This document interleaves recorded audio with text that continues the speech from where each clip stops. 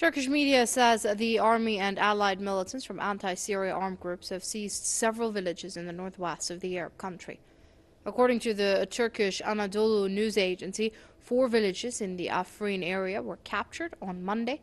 Reports also indicate that fierce fighting between Turkish troops and the YPG Kurdish fighters have been going on in 2 of those villages. An alliance of Kurdish and Arab fighters says at least 24 civilians, many of them women and children, have been killed in the Turkish army's rocket attacks and shelling of Afrin in the past 3 days. 26 Kurdish fighters from Syria's US-backed Democratic Forces and 19 pro-Turkey militants have also died. Russia's Foreign Minister Sergei Lavrov accuses the United States of stoking separatism among Syrian Kurds. Striving to understand the motivation behind such Washington policy, there is nothing left but to assume that this is either a lack of an understanding of the situation there or a deliberate provocation.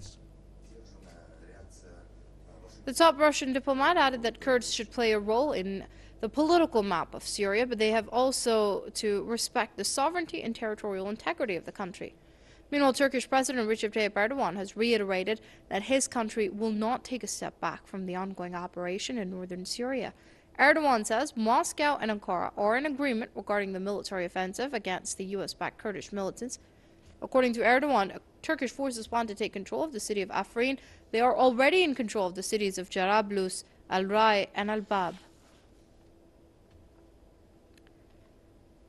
Press TV's correspondent Rashan Saglam says the Turkish government considers its offensive in the Syrian city of Afrin legal, stressing that there might be other operations after this one.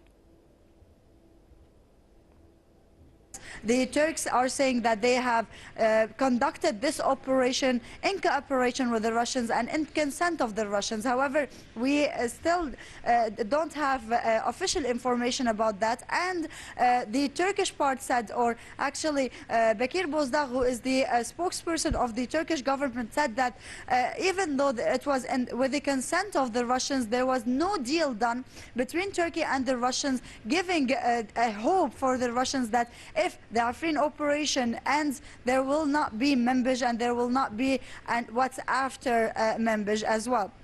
So the Turks said that they did not give any promise, nor to the Russians or to anyone else, that after this operation ends or after they actually reach their aim or the goals from this operation, that there will not be another operation. He also mentioned that this operation is legal and legitimate for Turkey. He also said that it does not aim at targeting the Kurds or Kurdish people, Turkmen or Arabs. It only will target Daesh terrorists, PKK, PYD and YPG and any terrorist that holds weapons against Turkey and against civilians.